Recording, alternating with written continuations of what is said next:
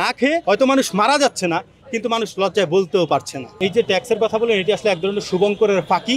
বাজেটের কথা আমরা বারবার বলি, প্রতি বছরই বলি, কিন্তু বাজেট আসলে কাগজে কলমে অনেক বড় অঙ্ক আমরা দেখি, কিন্তু আমাদের জন্য আসলে কি করা হচ্ছে? শুধু ঋণের বোঝা বাড়ছেই না, বরং একটা মানুষ যখন মারা যায় সে ঋণের বোঝা নিয়ে মারা যাচ্ছে। আমরা আমাদের অভাবের কথা বলছি, কিন্তু দিন শেষে আমরাই ভোগান্তির শিকার হচ্ছি। এই যে ট্যাক্সের কথা বলেন, এটি আসলে এক ধরনের শুভঙ্করের ফাঁকি। যদিও জনগণকে কেন্দ্র করে বাজেট হয়, কিন্তু সেটি জনগণের কাজে বা জনগণের স্বার্থে আসলে ব্যবহার নিয়ে প্রশ্ন থেকেছে, এবং ব্যবহার নেই বললেই চলে। আমরা দেখি যে মুষ্টিমেয় কিছু মানুষ হাজার হাজার ডলারের মালিক হয়, তারা বিদেশে পাচার করছে।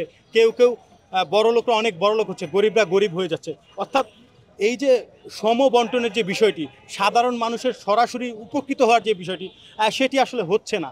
এবং প্রতিবারই কিন্তু সাধারণ মানুষ এ ধরনের কথা বলছেন, আমরা দেখতে পাচ্ছি বিভিন্ন মাধ্যমে, কিন্তু আদতে কোনো লাভ হচ্ছে না। আমরা আমাদের কথা বলে যাচ্ছি, আমরা আমাদের অধিকারের কথা বলছি, আমরা আমাদের অভাবের কথা বলছি, কিন্তু দিন শেষে আমরাই ভোগান্তির শিকার হচ্ছি।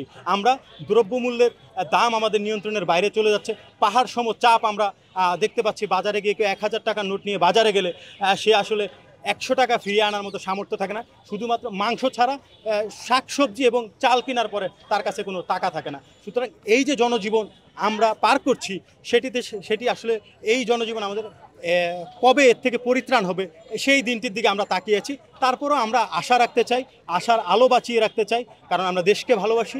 এই দেশেই আমাদের থাকতে হবে।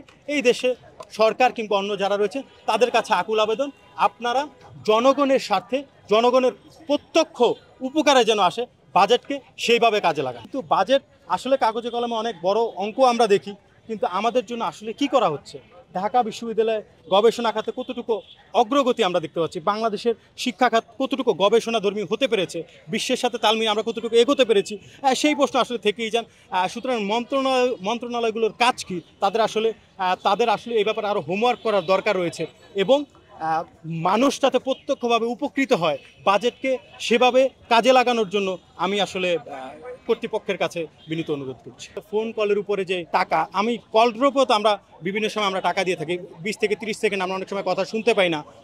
গুরুত্বপূর্ণ কথা বলতে গিয়ে আমরা এক ধরনের হয়রানির শিকার হই, কিন্তু ওই হয়রানি হতে গিয়ে আমাদেরকে টাকা দিতে হচ্ছে। এটি আসলে অত্যন্ত দুঃখজনক।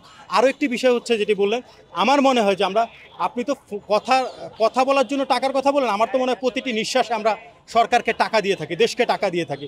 আর আমাদের সেই নিঃশ্বাস, আমরা যে নিঃশ্বাস ছাড়ি, সেই নিঃশ্বাসে যে টাকা দেই, এই টাকা দিয়ে আসলে আমরা কতটুকু উপকৃত হচ্ছি বাস্তবিক অর্থে, সেই প্রশ্নটি আসলে থেকেই যায়।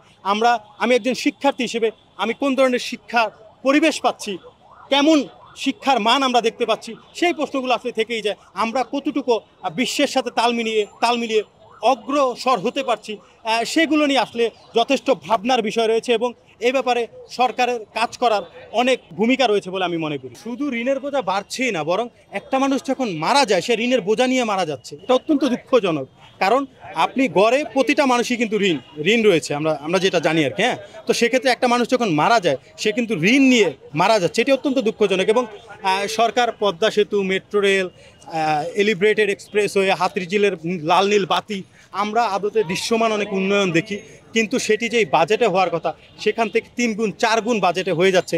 সেই টাকাটি আসলে মুষ্টিমেয় কিছু মানুষের পকেটে চলে যাচ্ছে। সুতরাং তারা আসলে বড় লোক হচ্ছে, আমরা যারা সাধারণ মানুষ হচ্ছি, তারা যে বড় লোক হচ্ছে আর আমরা ভোগান্তির শিকার হচ্ছি। আমরা না খেয়ে হয়তো মানুষ মারা যাচ্ছে না, কিন্তু মানুষ লজ্জায় বলতেও পারছে না। এমন একটি পরিবেশ আমরা বসবাস